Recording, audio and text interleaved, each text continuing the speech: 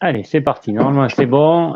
Si ça coupe, je changerai de. Bon, bref, c'est des fois, c'est un peu coupé. Alors, bah, Ok. écoute, déjà, je te remercie d'être venu pour faire une interview avec moi. Voilà, je te vois plus, t'es bloqué là, c'est normal. Mais je te remercie de ton invitation. Ouais, bah, écoute, Hop. bah, en fait, ouais, si tu veux, j'ai créé Ouais, une chaîne là de. Tu fais un footing en même temps ou quoi? Non, je suis parti chercher un chargeur parce que Ah, d'accord. mon téléphone ne tiendra pas le temps de l'interview. Voilà. Ah oui, sacré. Hein. Et normalement, c'est bon. Et puis, je me suis dit que j'allais me mettre dans les meilleures dispositions pour pouvoir discuter avec toi. Ouais, Donc ouais, là, je on suis est bien. sur ma terrasse, sur mon pouf. Et voilà. Impeccable, nickel. C'est parfait. Ouais, alors du coup, bah, écoute, ouais, donc juste pour une petite intro, bah, en fait, je viens de lancer une chaîne Poker Occitanie Télé. Mais pourquoi? Parce que moi, je suis à côté de Montauban, donc en Occitanie. Je suis dans un club de poker. Il y en a plusieurs aux alentours, et donc j'avais envie de faire à la fois la promo des clubs de poker de l'Occitanie, et puis aussi parler de ma passion du poker. Et puis, donc du coup, ben, toi, j'avais envie de te recevoir parce que ben, déjà, tu me fais beaucoup marrer avec ton compère Benny sur les commentaires, et puis en plus, les commentaires pertinents sur le poker. Donc vraiment, je suis très content de te recevoir.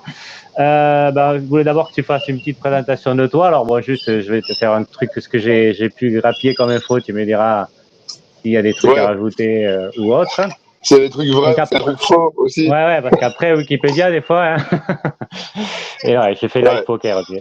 A priori, tu es originaire de Nouvelle-Calédonie, c'est ça? c'est ça. Je suis né Ouais, d'accord. là-bas il y a une quarantaine d'années. Je suis arrivé en France. J'ai pas trop connu malheureusement la Nouvelle-Calédonie parce que je suis arrivé en France à l'âge de 3 ans. Mes parents ayant décidé de quitter l'île pour essayer de réussir en métropole. Donc voilà, arrivé du côté de Saint-Étienne. Et j'ai grandi à Saint-Étienne jusqu'à mes 16 ans. Et après, je suis parti à Paris. Et puis, je suis toujours à Paris depuis. D'accord. Euh, Né dans le amoureux Forez. de. Ouais, enfin, pas dans, voilà, grandi dans le Forez. Amoureux de ballon, enfin, amoureux de sport tout court. Ah Mais ouais, plus ben, particulièrement. on va en parler. Bon, attends, je juste termine la présentation. Un peu si on enchaînera dessus Ouais, sur ça. Je voulais te poser la question aussi. Donc, a priori, tu as découvert le poker en 2004 avec l'explosion du online. Tu as c'est été ça. après team manager pour Winamax. Tu es un joueur qui a eu de grosses perfs, hein, un joueur émérite, puisque tu as fait une TF Deep Stack au Vénitienne. Venezia de Las Vegas en 2009, plus 2 ITM au World Series. Tu as été à la Team Pro Poker Star en 2010 et tu as notamment fait une deuxième place à l'EPT Snowfest, je ne sais pas trop où c'est ça, en C'est 2010. en Autriche. Ouais. Ah d'accord, ouais. Ok. Tu joues en ligne sur PokerStar sous le pseudo You Brecard. Je crois pas que je t'ai croisé. Malheureusement, des fois, je fais des privés, des parties privées que vous lancez là, sur PokerStar, mais je ne l'ai pas trouvé. Si, une fois, j'ai trouvé Benny, mais ça n'a pas duré longtemps.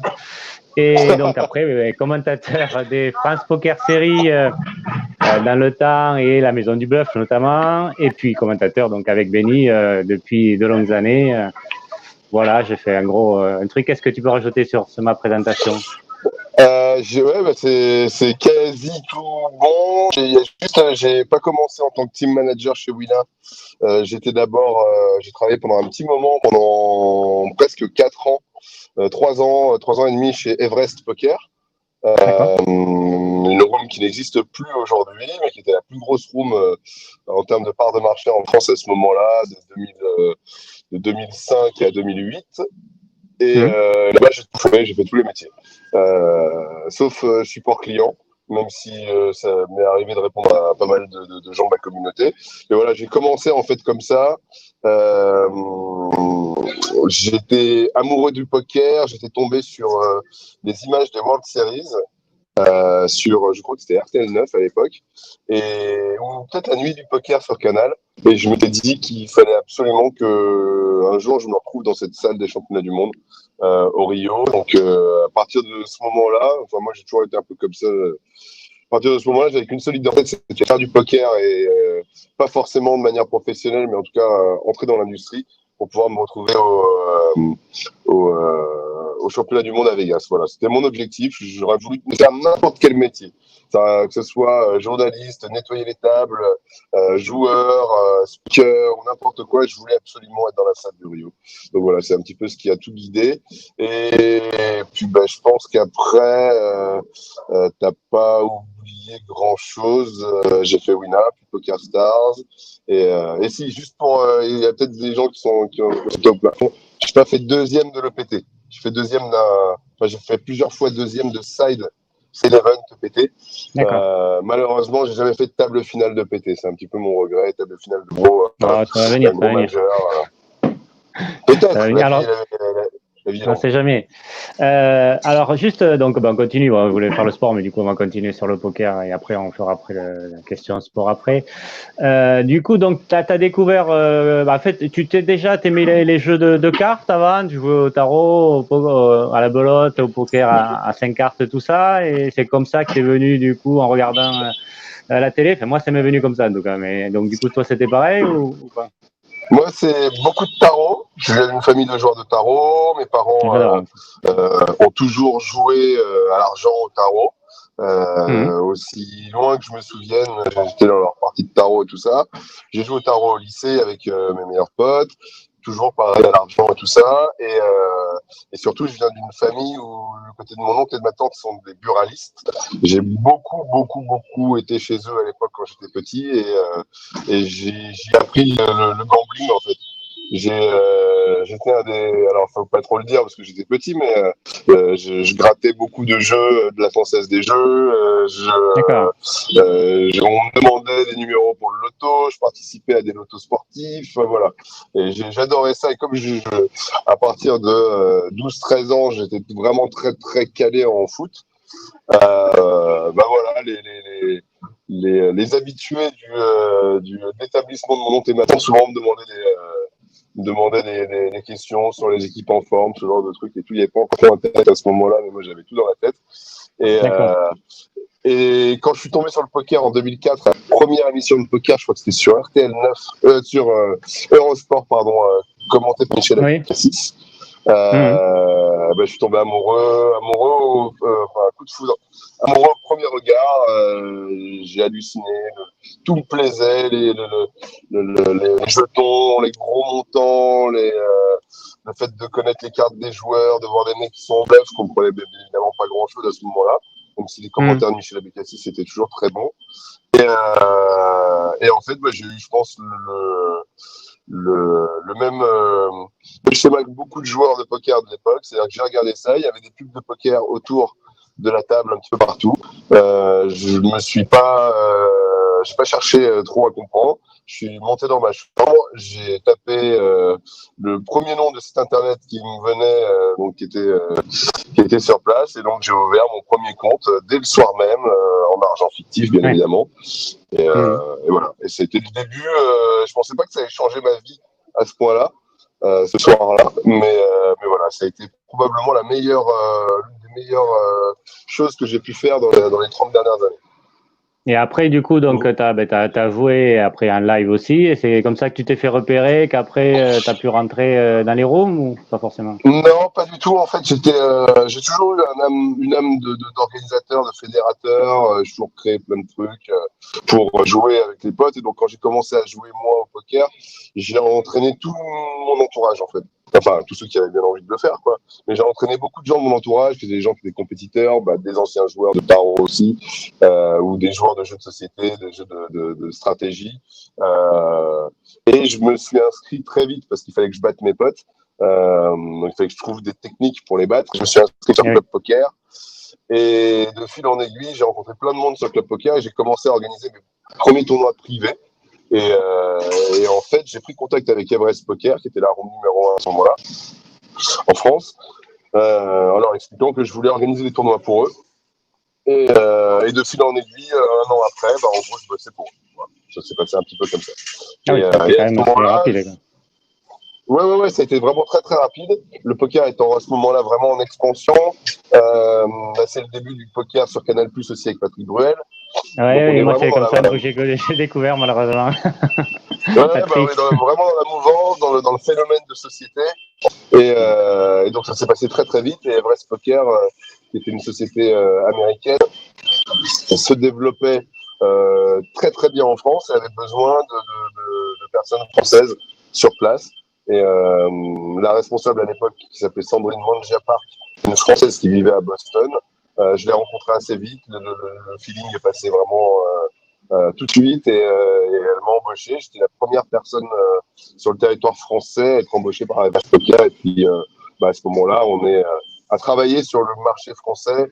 On doit être, je sais pas, peut-être moins d'une vingtaine, je pense, en France. Les gens, sinon, sont délocalisés, sont en France, sont en Angleterre, sont aux États-Unis, essentiellement à ce moment-là. Et donc voilà, l'aventure commence et je vis un rêve éveillé, quoi. Je peux me déplacer sur les premiers gros EPT. Je vois des joueurs que je voyais à la télé, des Fabrice Soulier, des Pascal Perrault, voilà, plein de mecs comme ça. Je commence à jouer aussi un petit peu en live à l'Aviation Club de France. Et je rencontre aussi là les premiers joueurs français qui m'ont fait rêver sur les forums ou sur les coverages, comme Thomas Fougeron, comme j'en ai plus encore la trop en tête, mais des joueurs de l'Aviation Club de France, Olivier Chel, voilà, ces mecs-là. Et ouais, je kiffe et je pense que je fais du bon boulot parce que j'ai tellement pas l'impression de bosser que je fais des heures, je suis tout le temps là, je rencontre tout le monde. Tu t'éclates. Voilà, je suis heureux d'être là. Je m'éclate, ouais, exactement. Tu avais justement des joueurs étrangers que tu adorais. Je sais pas. À ce moment-là, c'était les joueurs du World Poker Tour. Essentiellement, donc ceux qu'on voyait, c'était les Negreanu, c'était Phil Ivey un petit peu. En parlant de ça, j'ai regardé un petit peu tes tweets, là, tes derniers tweets. Enfin, je suis remonté jusqu'au 10 juin, j'ai vu que tu avais mis une photo un tournoi où tu étais à côté de Phil Ivey. Ça va être quelque chose quand même. Ouais, c'était au Bahamas. Moi, c'est un de mes idoles, moi, lui. Ah bah c'est celui qui m'a le plus impressionné toujours à partir du moment où je l'ai vu et tout, je pense pour beaucoup de monde, hein. Et effectivement je me suis retrouvé à jouer. Alors il était juste à ma gauche donc c'était pas terrible, mais toute une journée au Bahamas, extrêmement profond parce qu'on devait avoir quelque chose comme 200 blindes au départ et puis une centaine de blindes à la fin de la journée. Donc jouer très très deep contre Phil Ivey, c'était cool. Mais à ce moment-là, je suis moins c'est en 2010 de mémoire, je suis moins dans le côté féerique. Je suis plus dans le côté, il va falloir gagner les sous et là ça va être dur en fait avec Phil Ivey à gauche. Donc j'ai pas pris un plaisir de dingue à le jouer, c'est-à-dire j'ai eu beaucoup de plaisir au début quand il est arrivé à table, et puis après quand il nous a matraqué et qu'il nous a bien défoncé, j'étais un petit peu plus dégoûté c'est comme tout le monde, on voit un joueur arriver, peut-être on est content, mais après on veut lui prendre ses jetons. Ouais, c'est ça, mais après voilà, j'en ai pas pris beaucoup malheureusement. Ouais, voilà, c'est ça. Donc en fait, tu continuais à la fois de jouer et commencer un petit peu à travailler dedans. Après, peut-être tu as dû choisir un petit peu un moment où là tu continues à jouer, mais peut-être beaucoup moins qu'avant, quoi. Everest, ils m'ont mis le pied à l'étrier. Derrière, Winamax vient me chercher pour m'occuper de leur team pro. À l'époque, ils ont lancé une grosse team pro avec Ludovic Laquet, Anthony Lelouch, Michel Abécassis qui est là, avec Almira Skripchenko, la joueuse d'échecs, avec Arnaud Materne, Nicolas Lévy. C'est la meilleure équipe d'Europe, très clairement, en talent cumulé. Ça, c'était quoi, 2010, c'est ça? Non, 2008, ça. 2008-2009. Et en gros, c'est là où réellement j'apprends le poker. Ça faisait 4-5 ans que je jouais et que je pensais connaître le poker. Quand j'ai été avec ces joueurs-là qui étaient parmi les meilleurs du monde, j'ai compris que déjà je jouais pas au même jeu qu'eux. Moi, je jouais à un jeu où j'essayais de faire des paires, des trucs comme ça, de faire des combinaisons, et eux jouaient à un jeu où soit ils savaient exactement ce qu'il y avait dans la main de l'adversaire, soit ils savaient ce qu'allait faire l'adversaire quand ils allaient prendre telle ou telle décision. Donc, j'apprends un nouveau jeu. Je fais 1 an avec eux où je participe pas trop à leur débrief technique, mais je les écoute, je les organise et je les écoute. Et en fait, pendant 1 an, j'ai un coaching où je suis payé d'ailleurs en plus par une boîte pour les encadrer, mais j'ai un coaching personnalisé parfois parce que je peux poser les questions que je veux et le meilleur coaching possible à ce moment-là. Et je joue assez peu à ce moment-là pendant l'année parce que je bosse beaucoup. De mémoire, j'arrive quand même à monter une petite roll sur quelques dimanches, une petite roll sympathique. Et en gros, 2009, à la fin de l'année, on part à Vegas avec toute l'équipe. Et bah, c'est là où moi, mon rêve de joueur démarre. En gros, je travaille pour Wina et j'ai 2 jours de congé. Je suis parti pour 12 semaines à Vegas. On est parti fin mai pour rentrer mi-août. Et je fais mes premières perfs de joueur pendant mes jours de repos. Donc effectivement, aux alentours, je sais plus, mi-juin, on va dire plutôt vers le début du séjour, je gagne, je deal à 3 un tournoi du Venetian. Donc c'est les plus gros tournois hors World Series en termes de prize pool à Las Vegas. Mmh. Donc c'était je sais plus, un 400 ou un $600. Où je le deal avec un autre joueur français et un américain à 3, donc on prend quasiment $50,000 chacun. Et après derrière la folie. En gros, c'est 3 semaines de poker où j'ai quasiment pas touché terre. J'étais en surconfiance. J'avais de la chance. J'avais fait quasiment une nuit au win en cash game, alors que je joue jamais en cash game, que je suis nul. Et où là, avec les thunes que j'avais gagnées au Venetian, j'avais un petit peu de fraîcheur dans les poches. Donc je m'inscris, je m'assois à une table en 10-20 et j'arrive à dérouler les mecs. Je joue quasiment, enfin pas 24 heures d'affilée, mais une bonne grosse session où je ressors bien gagnant. Puis après, le main event à Vegas, où je décide de m'inscrire en dernier. Là, c'est le kiff. Là, c'est vraiment le summum du poker. Bah, c'est le summum du poker. Maintenant, moi, je suis quand même censé bosser. Donc, c'est pas une situation très simple. Je m'inscris au dernier jour. Il y a déjà pas mal de mes joueurs qui se sont fait éliminer en me disant que de toute façon, j'aurais pas d'autre occasion de le jouer, ce tournoi, probablement. Donc, au moins que j'ai mis mes 10 000. Je pensais de toute façon sauter dans les 2 premiers jours hors de l'argent et tout machin. Mais je m'étais fait mon kiff. J'avais joué les main events de Vegas. Et en fait, les choses ne sont pas vraiment passées comme je l'imaginais. Je me suis fait éliminer après le dinner break du 6e jour. Donc là, on est dans le top 100. Je fais la grosse perf de ma vie. On est 5 derniers Français avec. C'est l'année où Antoine Saoud fait sa perf. C'est l'année où ceux qui connaissent un peu l'histoire, Estelle Denis va loin et elle se fait piquer sa paire d'as par le croupier. Oui, elle l'a raconté sur RMC, elle l'avait raconté, je crois. Voilà, ça c'était à quelques tables de moi. D'accord, la même année. Elki qui va loin, David Benjamin qui va loin, Joe H.M., Fabrice Soulier. Enfin bon, c'est un rêve éveillé. C'est un des plus beaux main events cette année-là en 2009. Et avec Phil Ivey qui va en TF, avec ma maman qui passait des nuits blanches à essayer de regarder les coverages de Poker News et qui me prend un screenshot où jour 5, je crois, je suis 3e du main. Et le 4e, c'est Phil Ivey. Je suis dans les tablettes et tout. Donc voilà, plein de souvenirs assez cool.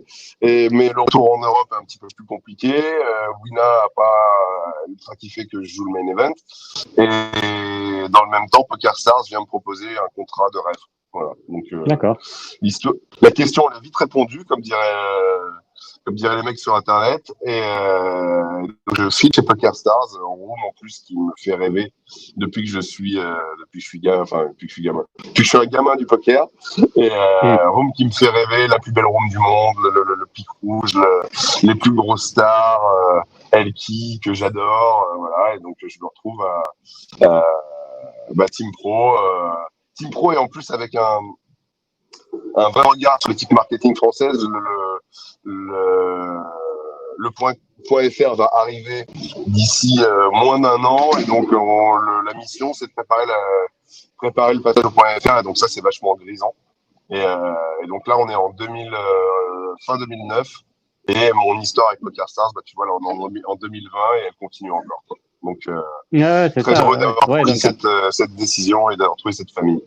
Ouais, voilà, après, tu t'éclates dans ta passion, c'est le top, quoi, c'est l'idéal, c'est sûr. Juste, je voulais revenir, tu parlais de toi à table, comment t'es à table? Est-ce que déjà t'as changé par rapport à à cette époque-là que tu m'as raconté, toi à table, autant au niveau de style de joueur, hein, agressif, police chaîne ou autre, et aussi en termes de comportement. Est-ce que tu étais, bon, j'imagine que non, mais on ne sait pas, est-ce que tu es comme dans les commentaires où vraiment tu es avec Benny, là, vous racontez des conneries à la minute, ça nous fait beaucoup de hurler de rire. Ou alors, du coup, tu chambres à la table, comme peuvent faire certains, tu parles beaucoup, ou alors, du coup, tu es vraiment, quand tu es sur la table, tu te concentres. Non, je suis assez concentré quand même. Enfin, j'essaye d'être le plus concentré possible. Comme j'ai toujours, la plupart du temps quand même, le moment où j'ai joué les gros tournois, j'ai eu un patch sur la poitrine qui a assez rapidement. Donc j'ai toujours eu cette obligation, entre guillemets, d'être accessible à la table. Voilà, mais alors pas forcément les résultats, mais surtout voilà une attitude à table qui fait que les gens ont envie de discuter avec toi et voilà. Oui, en fait, pour moi, c'était pas trop compliqué parce que j'ai toujours été plutôt comme ça. J'ai jamais aimé trop le trash talk ou ce genre de choses et donc finalement j'ai juste eu à être moi donc avec ses hauts et ses bas, c'est-à-dire que quand j'ai pas beaucoup de jetons, tu m'entends pas beaucoup. Parce que je suis concentré, je suis tout le temps en train d'essayer de compter les tapis des uns des autres, trouver des spots et tout ça. Par contre, quand j'ai un peu plus de jetons, là, c'est un peu plus détente. Ouais, je vais discuter pas mal, je chambrer un petit peu de temps en temps pour rigoler et tout, mais et surtout au fur et à mesure, comme j'étais, on va dire, une personne plutôt reconnue dans le poker français, souvent j'avais des gens qui venaient me voir en fait à table. Je suis un tel sur internet et donc j'ai une très bonne mémoire des noms, donc j'arrive à me souvenir de quelle situation on s'était vu avec le joueur, tout ça. Et donc du coup, ça a toujours été des moments mais vraiment adorables parce qu'en plus, 99% des gens que j'ai rencontrés dans le poker ont été des gens qui ont été bienveillants et gentils avec moi. Donc c'est très facile d'être gentil avec tout le monde. En fait. Ouais, c'est clair, c'est clair. Donc, comment du coup, quand est-ce que tu as commencé à commenter le poker est-ce que c'est avec les France Poker Series ou pas? Enfin là, par contre, j'ai pas l'info.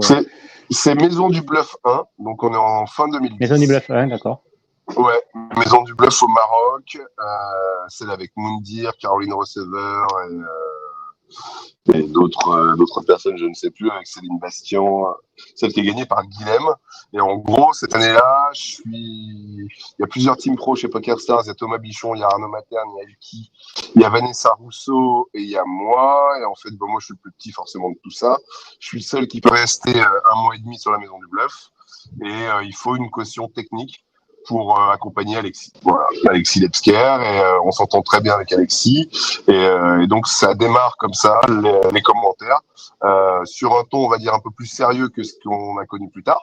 Même si avec Alexis, c'est toujours un peu la déconne. Oui, sur Lucky Jack, on revoit des anciens tournois. Là. On voit que... ça, pour le coup, à ce moment-là, Alexis, il en demande beaucoup. Hein, donc, il a beaucoup d'expérience. Moi, j'en ai aucune à ce moment-là. La seule expérience que j'ai, c'est du poker. Et par contre, je suis un amoureux du commentaire, parce que j'ai toujours été un amoureux des commentateurs sportifs, des Charles Bietri, des Gilles Hardy. Ouais, moi, je suis pareil. On pourra en parler si tu veux après, mais moi, j'ai toujours adoré ça. Et moi, je voulais faire journaliste depuis tout petit, hein, tu vois. C'était un petit peu mon rêve aussi. Je me souviens, j'habitais pas très loin de Geoffroy Guichard à Saint-Etienne. Et quand j'étais déjà quand les joueurs jouaient à l'extérieur, etc. Donc parce que j'étais souvent au stade quand même, je m'amusais à écouter les matchs à la radio et à les commenter aussi. Alors les commenter de manière fictive parce que je voyais pas ce qui se passait. Mais ouais, moi c'était plus que journaliste sportif d'ailleurs, c'était commentateur que j'aurais voulu faire quand j'étais gamin. Donc t'es amoureux des Verts, c'est ça ou pas forcément? On me demande souvent, je suis pas forcément amoureux des Verts, mais j'y ai joué de 6 à 15 ans, presque 16. Et j'ai jamais été trop un supporter en fait dans l'âme, mais petit, si forcément j'étais à fond avec les Verts. Je me suis rendu compte en fait que j'étais plus, finalement, j'étais pas ultra fan. Mais voilà, c'est l'équipe quand je regarde les résultats. Mais là, c'est un club préféré là, ou t'es un club préféré ou alors tu t'aimes le foot, point?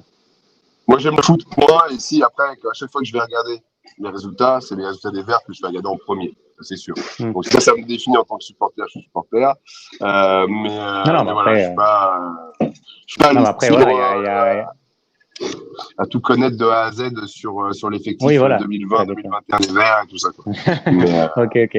On va continuer du coup sur. Tu me parlais de la Maison du Bluff, donc moi j'étais un peu connu là aussi sur ces commentaires. Donc c'est vraiment une expérience, j'imagine, qui t'a beaucoup marqué. J'ai vu quelques interviews de toi que tu en parlais là.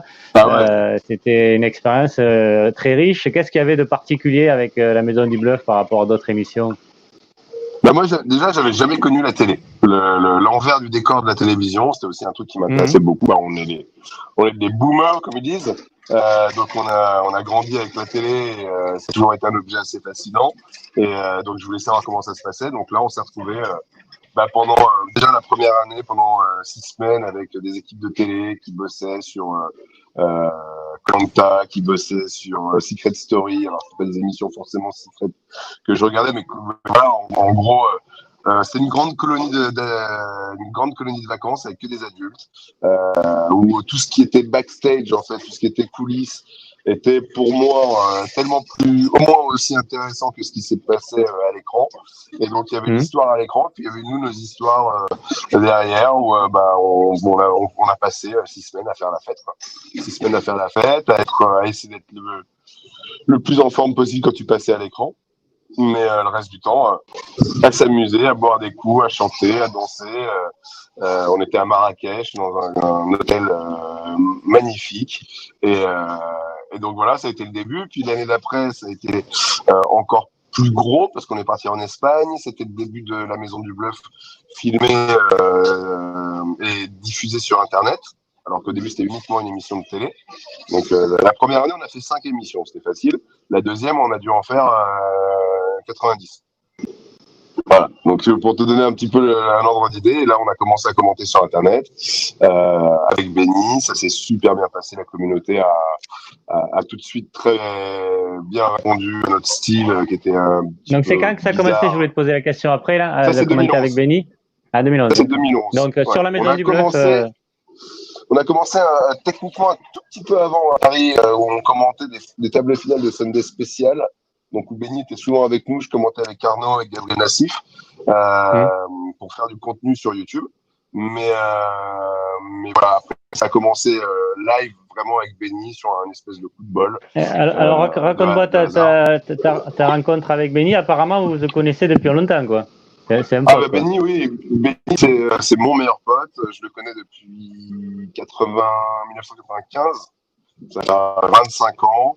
On était à l'école ensemble. C'était le meilleur ami de ma petite amie, qui est toujours ma petite amie maintenant d'ailleurs, enfin qui est ma femme maintenant. Mais voilà, c'était son meilleur pote. Ils avaient fait les 400 coups ensemble. Ils avaient été à l'école ensemble depuis beaucoup plus petit aussi. Parce que moi, j'arrivais de Saint-Étienne. Et voilà, et Benny, il a eu son parcours de vie qu'il a emmené du côté de l'Écosse, du côté de l'Australie. Pendant que moi, j'étais à ce moment-là dans mes débuts au poker. Il a commencé le poker avec nous, avec toute notre équipe de foot, mais après, il est parti à l'étranger. Et un jour, je lui dis, mec, il faut absolument que tu viennes. Cette industrie, elle est faite pour toi. Donc, viens, je vais aller bosser chez PokerStars. Je vais jouer aussi beaucoup, mais je sais qu'ils recherchent du monde. Et là, typiquement, si tu me dis que t'es OK, il y a un taf demain pour toi, en fait. D'accord. Et donc, ça s'est passé comme ça. Le lendemain, il était chez PokerStars, quasiment. Et c'est devenu assez vite, finalement, quand l'équipe de PokerStars s'est montée en France, le plus vieux salarié français de PokerStars sur justement sur le bureau français, quoi. Donc c'est assez marrant, un des derniers arrivés dans l'industrie, finalement un vieux de la vieille de PokerStars. Et donc voilà, quand on s'est retrouvés à commenter ensemble. En fait, est-ce que vous commentez, simple, parce on a l'impression, enfin c'est l'impression, sûrement tu vas me confirmer ça, c'est que vous êtes comme dans la vie, voilà, vous déconnez dans la vie comme ça, vous êtes très complices et que du coup ça se voit à l'écran. C'était les mêmes commentaires, honnêtement. C'était les mêmes commentaires qu'on pouvait faire quand on faisait du jeu vidéo avec nos potes. on regardait un match de foot avec les potes. Alors là, dans ces cas, on n'était pas que deux à le commenter comme ça, mais en gros, on était toute une bande de mecs à commenter un petit peu de cette manière-là. Donc, si ça n'avait pas été Benny qui s'est trouvé, ou si ça n'avait pas été moi qui s'est trouvé dans D'accord, le vous étiez poker, tous dans le même style, des potes comme ça qui. ouais, ouais, on aurait pu y avoir, ça aurait pu être, j'en sais rien, Willy et Frances, deux autres gars de l'équipe qui se sont retrouvés à notre place finalement parce que on avait tous la même manière de voir le sport, Ouais, le les même mêmes humour, le même. histoires, Ouais. ouais, voilà, le même esprit de compétition avec un petit peu pas forcément s'intéresser au gros champion, mais plus à celui qui a une belle histoire, à celui qui est en danger, celui qui perd. Voilà, on est tous assez assez d'accord avec le fait que la défaite est bien plus intéressante à analyser que la victoire en fait. Voilà, parce Ouais, que puis dans des la défaite, personnages, je sais plus quel EPT c'était l'an dernier, je crois, où du coup je vous suivais parce que bon, à la fois j'adore l'EPT et j'adore vos commentaires et ça me fait beaucoup rire. Et du coup, vous m'avez fait tomber amoureux de Pature, un joueur que je connaissais pas du tout. Et Pature, d'ailleurs, je vous faisais des commentaires sur le chat d'ailleurs. Et du coup, vu comme vous en parliez, vraiment, j'étais à fond derrière lui, alors qu'il n'était pas fort, il était pas français, je le connaissais pas avant, mais j'avais bien aimé finalement son passé. Pas sûr, c'est un super exemple. C'est un mec qu'on voit en fait sur les chip count de l'EPT, je sais plus lequel c'était, Ouais. qu'on voit dans les chip count à chaque fois avec un nom qui est un peu, on va dire, différent, enfin déjà qu'on n'a jamais vu. Et puis on le voit Oui, c'est au ça. classement, puis à un moment donné, boum, on le voit à la table, et puis en fait on voit qu'il fait n'importe quoi en fait. Et oui, il a un Il jeu fait n'importe quoi, particulier. Moi, je suis pas du tout dans qu'il le a son même style style, de jeu. mais Voilà. ouais, c'est ça. Et en fait, ça c'est génial parce que le pire du pire au poker, c'est les jeux stéréotypés en fait. Puis c'est un mec qui parle Oui. pas. Enfin, lui, il avait tout ce qu'il fallait. Il avait la tête du mec qui vivait son one time. Il était conscient de le vivre. Il a tenté des coups de ouf contre des joueurs de ouf. Et nous, c'est ça qu'on aime, c'est quand, en Ça gros, on soit a toujours, spectaculaire. Le panache, ouais, quoi. le panache, voilà. On a toujours su prendre conscience de quand un mec se retrouve D4 ou D5 d'un EPT, il joue le truc de sa vie. Un peu Pour un comme le amateur, Toulousain, là, le Toulousain qui a eu au dernier PT, là, qui est allé en TF, là. Comment il s'appelle? J'ai oublié son nom. mince, là je l'ai plus là, mais le dernier Qui EPT, en c'est plus, ça remontait à longtemps. qui avait le blouson en cuir, là? Il y avait Cyril Monbrun. Non, qui avait le blouson en cuir, là, tu sais, que sans arrêt, vous Ah, le blouson en faisiez des cuir, blagues. ça c'était Laurent Michaud, mais lui il est français, Laurent il est Michaud, parisien. mais il est pas tout. Ah non, c'est pas lui. Alors, je Non, crois qu'il y en avait un autre. Non, c'est un autre tournoi, je confonds. Ouais, d'accord. Mais c'est Laurent Michaud. Ouais, là, vous m'aviez beaucoup. Vraiment, c'était excellent. Vous étiez à fond là-dedans. Vous le connaissiez un peu. Ouais, Laurent, c'est un copain, hein, c'est un mec avec qui j'ai commencé le poker quand je me suis, quand j'ai essayé de sortir de mon cercle de potes pour jouer au poker parce que j'avais envie de rencontrer des nouveaux styles. Sur Club Poker, Laurent était un des piliers, donc très vite on s'est entendu et c'était un très bon joueur déjà de l'époque. Donc moi c'était un kiff de fou de le voir en table finale de l'EPT Prague et tout, c'était une dinguerie. Et puis c'était un joueur qui a jamais été extraordinaire, qui a toujours été très solide et qui là ces dernières années avant de cartonner, il avait fait TF dans le gros tournoi online, les plus gros tournois online de France à l'époque, et puis derrière sa TF à Prague où il prend 150 000 balles. Enfin, Et ouais, il continue alors qu'il est short, ça dure. Juste, ouais, comment le vous Michaudet, ouais. Ouais, les Michaudet, ouais, moi j'étais fan. Le jour férié. Faites un jour férié à Michaud. Comment vous sortez vos hein? C'est à l'étude, ça c'est Macron. Ouais, ah, il en a parlé. Ouais, j'ai pas vu l'intervention du 14 juillet. Alors je sais pas si Macron en a parlé ou bien peut-être. Comment vous sortez vos parce que bon, à la fois, moi j'adore les deux en fait. À la fois, vous sortez vraiment des analyses techniques vraiment parfaites et du coup on comprend bien comment le jeu se déroule devant nous, et à la fois vous sortez des blagues, quoi, vraiment des trucs incroyables, quoi. Elle vient de d'où vos inspirations? C'est vraiment à chaque fois vous faites kiffer par vos commentaires. Les blagues au tout début, quand on a commencé à commenter ensemble, en fait, elles étaient très naturelles puisque c'est les blagues qu'on faisait dans le canapé. Donc, ouais, j'imagine. Ouais. c'est, il y a dans les trucs qu'on reprend en plus, enfin ceux qui nous connaissent, enfin soit tu nous suis sur plein de trucs, donc tu as déjà dû entendre les mêmes vannes Oui, quelques à vannes. deux moments différents, mais Oui, voilà, oui, mais bon. le fait de se faire acculer, de décider du moment où tu te fais acculer, machin, tout ça, et ça c'est les trucs qu'on avait déjà d'avant.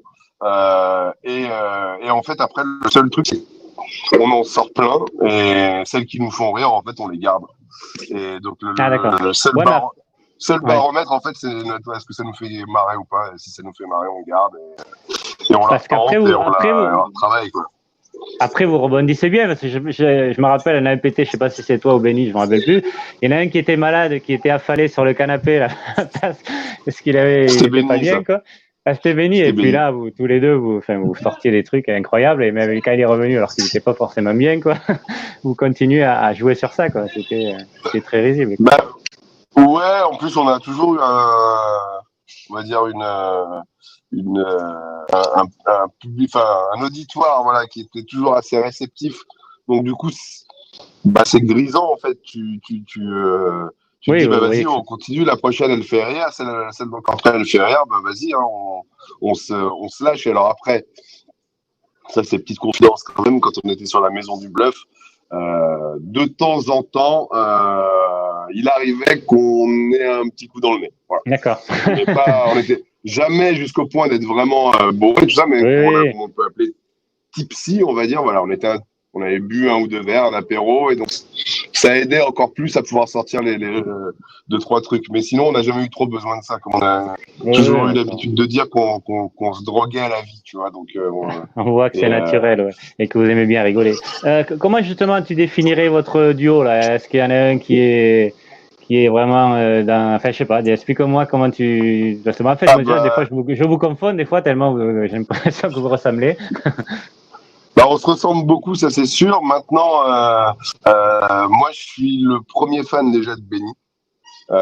C'est probablement la personne la plus drôle que j'ai pu rencontrer. C'est d'ailleurs une des raisons pour lesquelles c'est mon meilleur pote. C'est que on s'ennuie jamais avec lui. On se marre tout le temps, tout le temps, tout le temps, tout le temps. Il y a pas une occasion où, tu vois, il y a 2 ans, on a enterré ma maman. Benny était à l'enterrement forcément en fait je veux pas d'autres personnes avec moi que lui et mon autre meilleur pote parce que c'est des mecs qui sont capables de me faire rire en n'importe quelle situation, n'importe quelle. Voilà.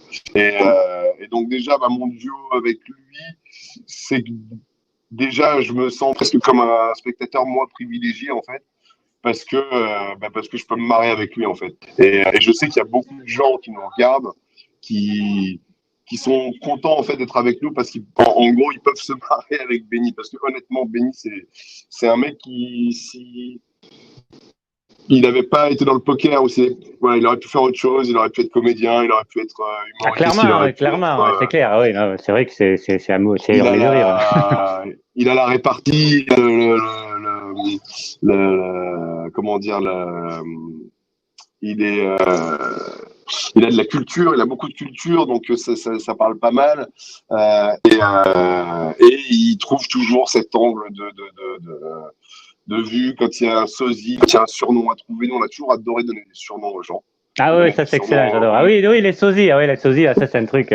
Ah, des fois je valide ou pas sur le chat. C'est Ah vrai que ouais. Surtout qu'il y en a qui des fois qui sont vraiment tirés par les cheveux. ouais, Au il y a des fur et faux à airs, mesure de quoi. voir des mecs et tout. Il y a des fausses airs, il y a un truc qui te fait penser à, mais voilà. Je sais Donc, pas, ouais, il y avait un EPT, il y avait un blond, là, je sais plus avec qui vous l'avez comparé, mais c'était à hurler de rire. Hein. Enfin, même EPT que Pâture, là, c'était, il y a des trucs à faire à chaque fois, là. ouais, je l'ai plus, mais voilà. En gros, notre duo, et après, moi, j'étais plus, on va dire, une question un peu plus technique, mais c'est surtout, en Ouais, fait, ce qui on le se voit marche. quand même, on le ressent, on le voit. Mais maintenant, en fait, je sais que Benny a toujours eu même s'il n'était pas joueur au moment où on a commencé à commenter ensemble, ou c'était pas un joueur chevronné, il a toujours eu la bonne vision sur le jeu, en fait. Les bonnes questions à poser, pourquoi est-ce que là il fait ci, pourquoi est-ce que là il fait ça. Et en fait, du coup, c'est très simple pour moi de pouvoir rebondir. Et même de temps en temps, j'avais un niveau Et toi, technique qui n'était pas assez bon, quoi, tu vois, pour et, aller et, et, plus loin et vous possible. deux, est-ce que vous avez le même type de jeu? Est-ce qu'il y a, justement, quand vous commentez, ben, forcément, on est plus attiré par un type de joueur, soit qu'on n'a pas l'habitude de voir, ou soit un joueur qui nous ressemble. Si on est agressif, et on préfère avoir un joueur agressif. Si on est Colin Session, etc. Et c'est quoi vous, les styles de joueurs que vous À la base, préférez, on les est styles très de joueurs que différents. vous êtes? D'accord. À la base, au niveau de notre positionnement par rapport au jeu et par rapport au poker, on est très différents. Benny est vraiment quelqu'un de très conservateur, quelqu'un de très réfléchi, de très rationnel. Il a fait un bac S, c'est quelqu'un de mathématique. Moi, je suis plus quelqu'un qui suis dans l'emphase, dans l'empathie, dans la prise de risque. Et en fait, depuis 10 ans, on s'est un petit peu, on a déteint un peu l'un sur l'autre. Benny est devenu un petit peu plus gambler. Alors, ça se voit pas trop au poker, mais peut-être ça se voit un peu plus dans d'autres trucs, comme on fait beaucoup de paris sportifs aussi, à prendre des risques qu'il prenait peut-être pas forcément avant. Et moi, je suis devenu beaucoup plus conservateur à son contact, en fait. Mais à la base, non, on est assez différents là-dessus. Benny, c'est vraiment quelqu'un qui va jouer la sécurité. Quand moi, si je peux mettre le trou en main en golf, parce que j'ai la possibilité de le mettre le trou en main, bah, je vais tenter de le mettre en fait.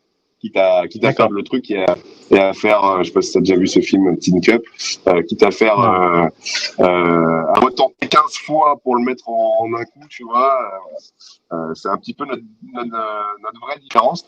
Mais au final, aujourd'hui, après 10 ans à commenter ensemble et maintenant 4-5 ans à jouer ensemble, on a un style qui s'est un petit peu uniformisé. Ouais, c'est un peu uniformisé. Ah, juste, jeu de ressemblance, là, quand tu es de profil, je vois un peu Romain Lewis. Bon, c'est un peu. Ouais, on nous a souvent dit. Non, mais c'est vrai qu'on a souvent dit qu'on se ressemblait avec Romain. Ouais. C'est un petit peu la version ancienne de Romain Lewis. Ouais. J'aimerais bien être aussi bon que lui au poker. Ah, il est pas mal, j'aime bien son style, effectivement. Alors, qu'est-ce que je voulais dire? Oui, donc là, il y a eu une période forcément avec le Covid où c'était compliqué au niveau du live, forcément, ça a arrêté, mais du coup, le online, ça a continué. Donc vous, finalement, vous n'avez pas arrêté, enfin, live, oui, évidemment, mais sur Internet, vous avez fait beaucoup de parties privées, beaucoup de commentaires, enfin, autres que le PT, évidemment, mais donc pour vous, il y a... Bah, si, du coup, les EPT, on en a fait énormément, mais les EPT rétro, on a commenté tous les Oui, les rétros, oui, les rétros. Donc là, du coup, toute la période, Benny est arrivé en 2010, donc toute la période de 2005, 2004 à 2010, qu'il connaissait moins, du coup, il l'a réapprise. Moi, c'était une période où j'étais à fond dedans, où j'étais vraiment insider parce que je m'intéressais à tout, et puis après, j'étais même sur le circuit. Tout ça, c'était vraiment cool. Et effectivement, pendant le Covid, il n'y avait plus de live, mais nous, on a bossé quasiment 3 fois plus qu'en temps normal. Il y avait énormément de promotions faites par PokerStars. Il y avait beaucoup de streaming qui était fait parce que on avait des chiffres qui explosaient, tous les chiffres de l'année. Et donc, du coup, c'est une période qui est passée pour nous, en tout cas, très vite. Parce qu'on a bossé en moyenne 5 jours sur 7, quoi. Ouais. Par contre, il y a une question qui me vient là. Donc, du coup, vous commentez des parties que vous faites, mais vous faites souvent des parties quand même où c'est un peu la boucherie, quoi. Vous arrivez à vous éclater, à vous amuser? C'est des parties privées ou alors les tournois qu'il y avait là. Ouais. J'ai l'impression que, moi, qui a des parties comme ça, pour moi, c'est pas trop de poker, quoi. On s'amuse pas trop, quoi. Vous êtes obligé peut-être de le faire, bien sûr, parce que vous commentez. Mais... En tant que joueur, peut-être un peu moins, mais nous, en tant que commentateur, on prend un réel plaisir à commenter des coups à tapis, en fait. C'est un kiff de fou. Et puis les gens sont pas là pour y passer des heures et des heures, donc c'est on va dire un parti pris de faire des tournois très turbo, voire hyper turbo parfois, ce qui nous permet d'en faire plusieurs dans la soirée. Et nous, à commenter, honnêtement, on a vu la différence entre des EPT où ils avaient tous 15 blindes de moyenne et des EPT où ils ont 50 blindes de moyenne. Les plus fun à commenter, c'est quand même celui à 15 blindes de moyenne. Oui, bah forcément, il y a de l'action. C'est du plus beau poker, mais même par rapport à notre niveau de compréhension, c'est trop au-dessus, en fait. Quand tu vas avoir un joueur comme Ole Shemion, comme je sais pas, Martin Finger, ou Stephen Chidwick ou Johnny Lennon, qui vont jouer un coup 80 bébé deep, et ben moi, j'ai aucun mal à dire que je comprends pas ce qu'il fait, en fait. Dans beaucoup de situations, c'est vrai. Il y en a plein où je vais comprendre ce qu'il fait, mais les moments les plus importants où il va décider de check raise ce coup-là avec air ou avec juste une gutshot ou avec machin, pourquoi il décide de le faire à ce moment-là contre ce mec-là, ça, j'ai pas la clé, parce que si je l'avais, j'aurais déjà probablement fait l'étape finale EPT et l'étape finale de World Series et j'aurais probablement déjà gagné plusieurs millions. Donc, et là-dessus, on a toujours été assez transparent avec Benny. C'est de dire, ben voilà, on va regarder aussi des trucs qu'on ne sait pas faire et on va essayer de comprendre en même temps qu'on les regarde. Donc, ouais, après, c'est vrai que voilà, nous, ben, moi, je suis un joueur amateur, donc voilà, je joue dans un club, moi. Donc, bon, bien sûr, je rate plein de vidéos, et donc et les EPT que vous commentez, etc., etc. Mais bon, on n'a pas la métagame de la table. Eux, ils jouent pendant des heures et des heures, donc ils étudient les joueurs. Donc, bien sûr, et puis ils se on connaissent reprend d'autres tournois. ouais, on peut Ils se reprendre connaissent quelques d'autres coups, certes, tournois. mais oui, oui, en plus, oui, ils ont Ouais, donc, l'historique, et ils ont les fiches des joueurs. Enfin, bon, voilà. mais donc, ouais, voilà, c'est aussi la raison pour laquelle nous, quand on va organiser les tournois des parties privées, on va avoir essentiellement des trucs un petit peu plus turbo. Voilà. On n'a pas envie non plus que les gens s'embêtent pendant 3, 4, 5 heures de tournoi pour finalement aller gagner 1,40 € à la fin et Oui, plus oui, peut-être oui. de frustration qu'autre chose. Là, ils s'amusent, il y a des horreurs, ils ont perdu 2 As contre 7 et 4. Bon, et puis à un moment donné, c'est eux qui vont craquer la Oui, main. oui, Et ouais, puis, ça c'est le poker. Donc, ouais. à un moment, vous avez arrêté le commentaire poker pour faire une autre aventure, et puis vous êtes revenu. Qu'est-ce qui a fait? Pourquoi vous êtes parti? Pourquoi vous êtes revenu? C'est quoi qui... Ben, on est parti parce que moi, mon contrat de joueur se terminait et il fermait le bureau français de chez PokerStars. Et donc, Benny, qui travaillait au bureau français, n'a pas bougé à Malte. En fait, il déménageait tous les bureaux à Malte. Donc, Benny, qui était avec sa famille, 3 enfants et tout, je ne voyais pas trop bouger à Malte. Donc, on n'a pas continué. En fait, très vite, on s'est fait contacter par BetClick, qui est le plus gros parieur sportif en France, le plus gros site de paris sportif. Et nous, ce qui nous intéressait, c'était de se rapprocher du sport. Donc, c'était génial. OK, go. BetClick, le plus gros boutique français, avec en plus la volonté chez eux de développer le poker, donc chose qu'on savait faire, et de se rapprocher de la communauté de jeux vidéo. Et comme nous, on était à fond là-dedans, jeux vidéo aussi, et go. Et on a fait 2 ans avec eux qui ont été vraiment très très cool. Ils nous ont laissé carte blanche sur plein de trucs où on a pu vraiment s'amuser dans un domaine qui en règle générale est un petit peu cadenassé par les responsables marketing, par les community Ah managers, oui, oui, par oui, ce genre de oui, bien choses. sûr, le commercial. Nous, on a les commerciaux et tout, on a pu faire tout ce qu'on voulait. On avait une idée, on voulait faire ça. La team derrière se mettait en branle et ils nous mettaient ça en place et tout. Donc c'était vraiment une très très bonne expérience. Ça nous faisait voir aussi à quel point le produit PokerStars était un produit incroyable quand on se retrouvait sur un produit comme BetClick au niveau du poker qui était probablement c'est le grand écart en fait, hein, entre la meilleure Ouais. room française, enfin la meilleure room mondiale et puis l'une des pires en termes de fonctionnalité sur iPoker et tout machin. Et on a vu qu'on savait quand même s'en sortir même avec un soft pourri. Donc après on s'est dit si un jour on revient chez PokerStars, ça va être la folie. Et en fait, fin 2018, PokerStars nous a recontacté par rapport au PSPC qui lançait aux Bahamas. Ils nous voulaient aux commentaires. Et donc, Ça vous manquait, non? J'imagine qu'en plus, du à coup, les nous, fans, moi, je sais ça que c'était. j'étais déçu quand vous aviez arrêté. Enfin, voilà, ça vous manquait aussi, Ouais, non? nous, ça nous manquait de fou. Maintenant, on était assez content quand même de voir que l'équipe qui avait continué ça avec Brian Benamou, Guillaume Sescu, Loubi et tout, faisait un vrai bon taf et qui avait toujours cet attrait pour les gens de l'EPT. Ah oui, le PT, oui, c'est clair. Donc voilà, on était très content en fait de pouvoir revenir. On s'est refondu en fait dans cette équipe-là avec Brian Benamou, Guillaume Sescu et Goob, Steven Moreau. Et en fait, ça s'est passé de manière super naturelle. C'était assez cool, quoi. C'était vraiment très sympa. D'accord. Je voulais continuer pour la saison à venir, là, qui va arriver. Alors, évidemment, il y a beaucoup d'incertitudes avec la crise du Covid, mais est-ce que tu penses que bientôt on pourra rejouer vraiment normalement au poker et éventuellement les EPT bon, ils sont peut-être pas encore programmés, mais bon, est-ce qu'on a une visibilité un petit peu ou pas du tout? Honnêtement, j'aurais aimé t'en donner, mais j'en ai pas du tout.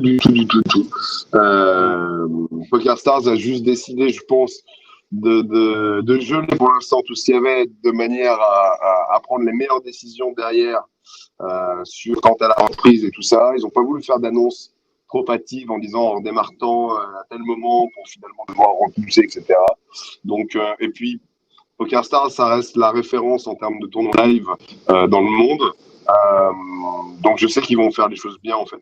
Quand ça va repartir, moi aujourd'hui par exemple, j'ai pas envie d'aller jouer en live. J'ai pas du tout envie d'aller jouer en live. Je me sens pas prêt. J'ai pas envie de jouer avec le masque toute la journée, avec l'humide des camps, me laver les mains à chaque fois et tout machin. Je sais que j'y arriverai pas et je me sentirai pas dans une bonne atmosphère. Donc ça colle un petit peu à l'idée de PokerStars qui n'a pas encore relancé ses lives. Mais je pense qu'au moment où ils vont le lancer, je serai un bon baromètre, c'est que moi je serai chaud pour aller rejouer en fait. Donc et là pour l'instant je suis pas très chaud. D'accord. Donc du coup tu joues juste en live, tu joues pas assis, tu dois peut-être jouer des parties privées, non, à quelques joueurs peut-être. Non. Moi je jouais beaucoup de parties privées au tout début quand j'ai commencé le poker.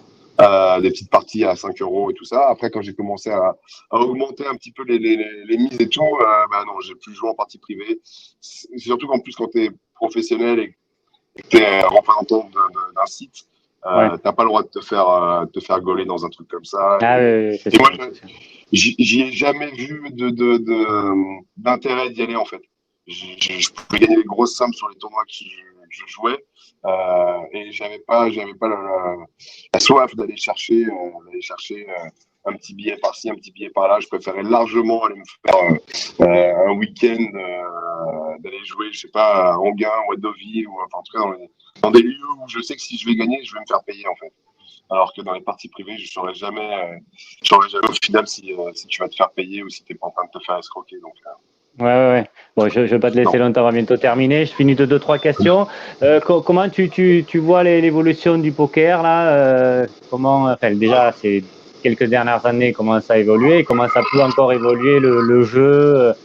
Mais il y a eu un bon rebond. Le poker était en perte de vitesse et puis là ces derniers, on va dire, deux dernières années, les derniers 24 mois, où il y a eu un bon rebond, ça se voit dans les chiffres et tout. Le PSPC, je pense, n'y est pas étranger. Parce que quand PokerStars en fait remonte, ça se voit tout de suite. Parce qu'il y a quasiment tous les gens ont un compte sur PokerStars. Donc quand il y a une promotion qui est intéressante, ça se ressent tout de suite. Et aujourd'hui, il y a une nouvelle fonctionnalité sur PokerStars, ça s'appelle, qu'on a vu sur les Stadium Series, c'est en fait la possibilité de voir, comme sur un EPT, toutes les cartes ouvertes de tous les joueurs, avec un délai, bien évidemment. Mais une demi-heure après la main soit jouée, tu peux la voir sur Internet. Enfin, tu peux la voir. Nous, on peut la diffuser sur Internet. Et donc, du coup, je pense que c'est un nouveau virage incroyable dans le poker mondial, parce que ça va donner encore plus envie aux gens de découvrir le poker et de le découvrir beaucoup plus facilement. Et au niveau du jeu, niveau vraiment spécifiquement du jeu, est-ce que maintenant il y a des nouveaux jeux? Est-ce qu'il faut être encore plus agressif? C'est quoi la tendance? En fait, aujourd'hui, l'intelligence artificielle aide beaucoup à résoudre des situations en fait. Aujourd'hui, le poker n'est pas encore résolu, heureusement. Ça veut dire que le poker online a quelques années encore devant lui. Mais en gros, on prend des décisions qui sont aujourd'hui plus rationnelles. Et si dans la rationalité, il faut être plus agressif, le jeu va nous amener à quelque chose de plus agressif. Mais le poker, c'est un jeu cyclique. C'est-à-dire que quand vous avez des joueurs qui sont trop aggro, pour les contrer, il faut réussir à être encore un peu plus agressif. Et ainsi de suite. Et à un moment donné, tu ne peux pas être tapis du temps. Donc, il y a des ajustements qui se font. Et en fait, ces ajustements, ils sont constants.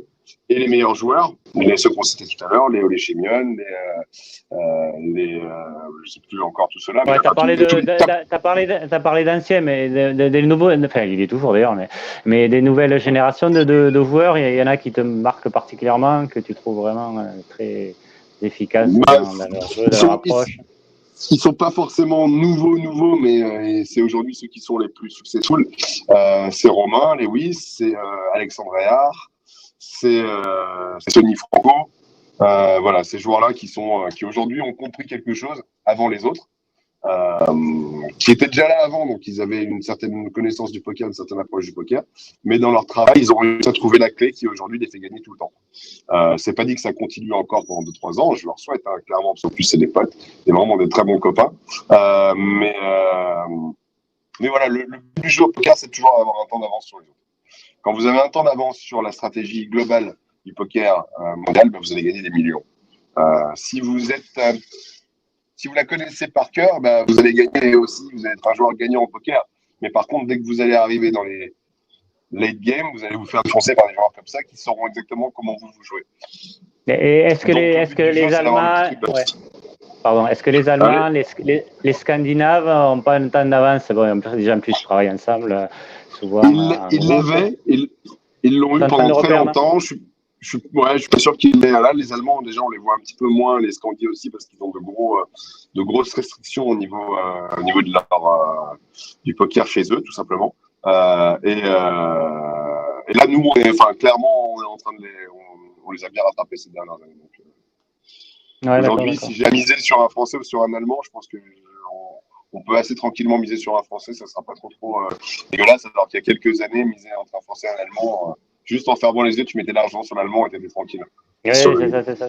Ouais, et puis on l'a vu l'an dernier au WSOP, Diaz qui a gagné le bracelet, Romain Lewis qui allait été loin, Pierre Calamusa qui est aussi performant. Non, on est très bien. Au niveau international, maintenant, on est très bien. Aucun souci. Ouais, mais je vais te laisser quand même, c'est déjà près d'une heure qu'on parle. Je te remercie beaucoup de m'avoir accordé cette interview. Et écoute, bonne continuation. De toute façon, on continuera à se voir. Et moi, je te regarderai sur les commentaires. C'est très gentil en tout cas. Merci beaucoup de ton accueil. Et bis à toi, à ton club et longue vie à tes interviews. Poker Occitanie Télé, c'est un petit message à faire passer pendant le live. Poker Occitanie TV, prochain live, on vous fait un gros coup. Allez, je te remercie. Allez, merci. Salut, à bientôt. Allez, à bientôt, au revoir.